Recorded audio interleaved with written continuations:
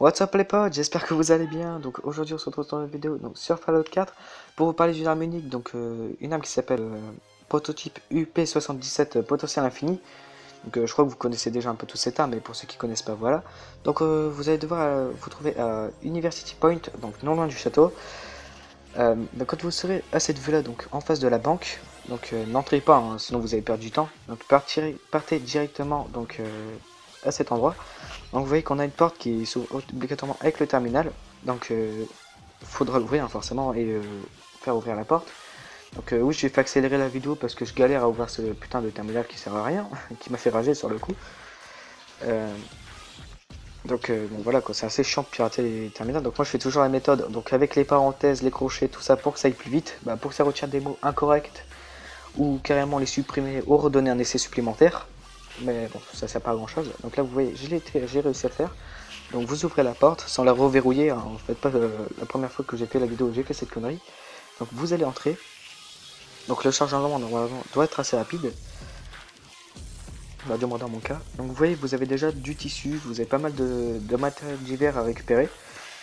Donc il faudra descendre, donc ouvrir cette petite porte qui est déjà ouverte à la base, hein, mais bon voilà. Vous avez un peu de Nuka-Cola, un peu de loot, un peu de cuivre, un peu de tout ça quoi, du matériel de craft.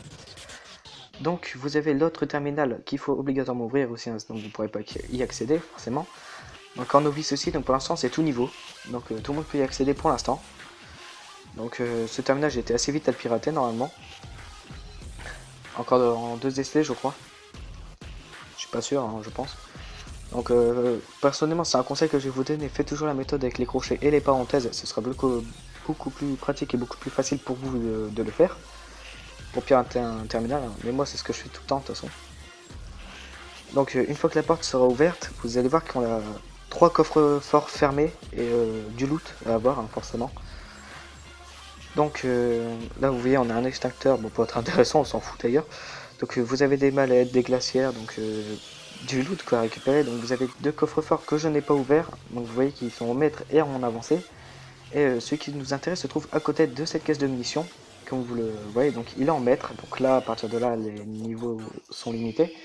Enfin, je veux dire il faut avoir le niveau exprès quoi, si vous l'avez pas forcément vous pourrez pas avoir l'arme. Donc derrière cette porte de casier vous avez ce fameux bouton, donc vous appuyez dessus et ça va ouvrir justement le mur en deux.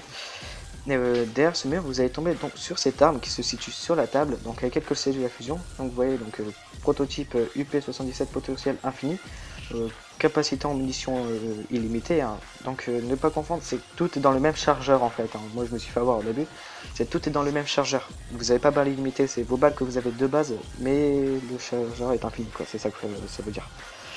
Donc bon voilà, c'est déjà la fin de la vidéo, donc si la vidéo vous a plu, n'hésitez pas à liker, commenter, partager et à vous abonner. On se retrouve sur une prochaine vidéo sur Fallout 4, allez à la prochaine, peace.